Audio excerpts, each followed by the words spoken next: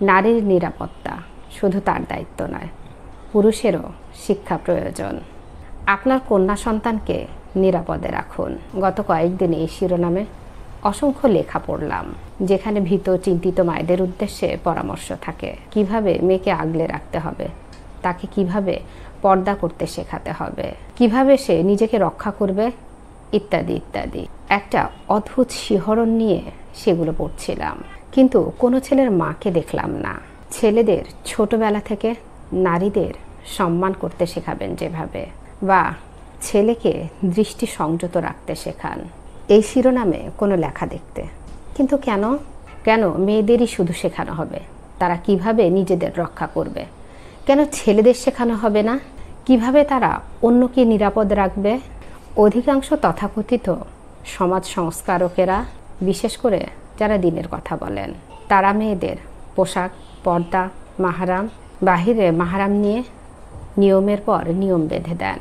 কিন্তু ছেলেদের দৃষ্টি সংযত রাখা বা চরিত্রবান হওয়া নিয়ে তেমন কিছু বলতে খুব কমই শোনা যায়। 4 বিয়ে নিয়ে দার্শনিক আলোচনা হয়, তারাবির নামাজ 8 নাকি 20 রাকাত সে নিয়ে গবেষণা হয়।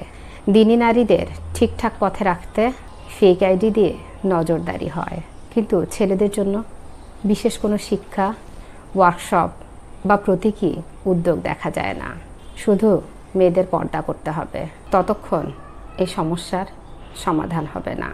আপনার ছেলে সন্তানকে শেখাতে হবে নারীদেরকে সম্মান করতে। একটা মেয়ের মা সারা জীবন চেষ্টা করলেও তাকে শতভাগ নিরাপদ রাখতে পারবে না যদি ছেলেদের মা বাবারা তাদের সন্তানকে শেখাতে ব্যর্থ হন কিভাবে নারীদের সম্মান করতে হয়।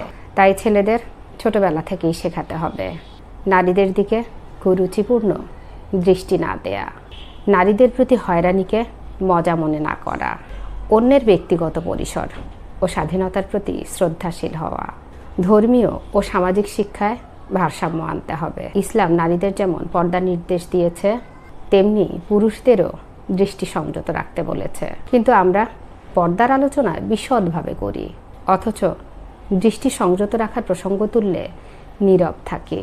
শাস্ত্রীয় দৃষ্টিকোণ থেকে কি দৃষ্টি সংযত না রাখার কোনো শাস্তি নেই? যদি থাকে তাহলে কেন তা প্রচার হয় না? আমাদের সমাজে অনেক সময় অপরাধ বা কুরুচিপূর্ণ মানসিকতার কারণ হিসেবে ছেলেদের দোষ দেওয়া যাবে না এই ধরনের বক্তব্য প্রচার করা হয়।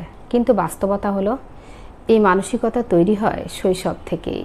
পরিবারের ভেতরেই ছেলেরা শেখে নারীদের প্রতি তার দৃষ্টিভঙ্গি কেমন হবে। যদি ছোটবেলা থেকে শেখানো হয় নারীদের মানুষ হিসেবে সম্মান করতে, তাহলে ভবিষ্যতে অপরাধ প্রবণতা কমবে। আমরা চাই ধর্মীয় বক্তারা, সমাজ সংস্কারকেরা, অভিভাবকেরা সবাই সমানভাবে দায়িত্ব নিক। মেয়েদের নিরাপদে রাখার উপদেশের পাশাপাশি ছেলেদেরও শেখানো হোক কিভাবে একজন ভালো মানুষ হওয়া যায়।